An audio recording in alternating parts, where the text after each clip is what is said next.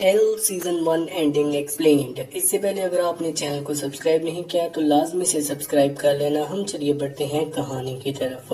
Season 1 का finale L की जिंदगी का सबसे बड़ा लेसन दिखाता है। उसे समझ आ जाता है कि सिर्फ अपने आप को बदल लेना काफी नहीं होता, पुरानी गलतियों का सामना करना भी पड़ता है। एंडिंग सिर्फ उसकी फैशन करियर या लव लाइफ के बारे में नहीं बल्कि इस बात के बारे में है कि वो आसान रास्ते की वजह मुश्किल लेकिन सही रास्ता चूज करती है। शुरू में लगता है कि एल की सीटल वाली जर्नी खत्म हो गई है। शोनन सबके सामने उसकी इंसल्ट करती है और स्कूल के लोग भी उसके खिलाफ हो जाते हैं। इसलिए एल वापस लॉस एंजलिस आ जाती है और सोचती है कि सियाटल में अब उसके लिए कोई जगह नहीं बची। लॉस एंजलिस लौटकर उसकी लाइफ बिल्कुल परफेक्ट लगती है। उसे कंसप्शुलेशंस की प्रेस्टिजियस इंटर्नशिप मिल जाती है। वो फैशन इंडस्ट्री के फेमस लोगों के साथ काम करती है और एना एसटी जॉर्ज उसकी तारीफ करती है। एना उसे गोल्डन ग्लोब्स में असिस्ट करने की चांस भी देती है। ये सब वही सपना था जो सीजन के शुरू में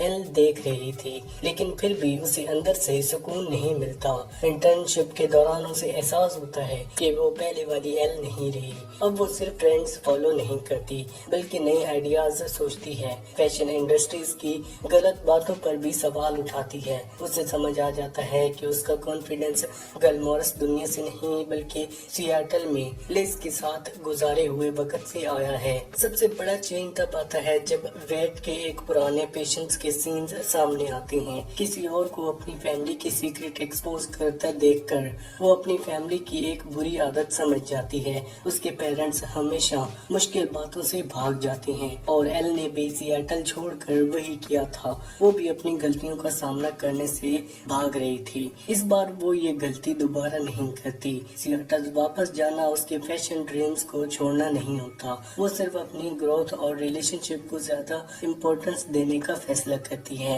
एना जॉर्ज के साथ उसकी बात फिनाले का सबसे इम्पोर्टेंट मोमेंट बन जाता है। एना फैशन की वजह से एक पुरानी स्टोरी सुनाती है। वो बताती है कि जब मार्क जैकब्स ने एक बिल्कुल अलग कलेक्शन लॉन्च की थी तो उसे जॉब से निकाल दिया गया था। एना का पॉइंट सिंपल होता है, अगर कोई काम मुश्किल लग रहा हो तो ये लोग उसका विरोध कर रहे होते हैं, तो हो सकता है कि तुम सही डायरेक्शन में जा रहे हो। ये बात एल को समझ आ जाती है।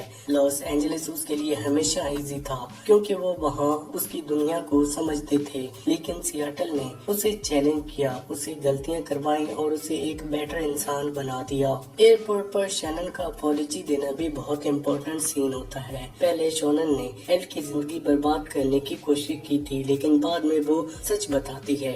उसका गुस्सा सिर्फ माइल्स और एल के किस की वजह से नहीं था, वो अपनी माँ की डेथ और अपनी रिलेशनशिप को टूटने की वजह से भी अंदर ही अंदर टूट चुकी होती है। वो बस किसी को ब्लेम करना चाहती थी। अपनी फीलिंग्स को एक्सेप्ट करने के बाद शोनन का गुस्सा खत्म हो जाता है। वो एल से पूछती है कि क्या सिर्फ वो मिल्स और उसके बीच रुकावट है।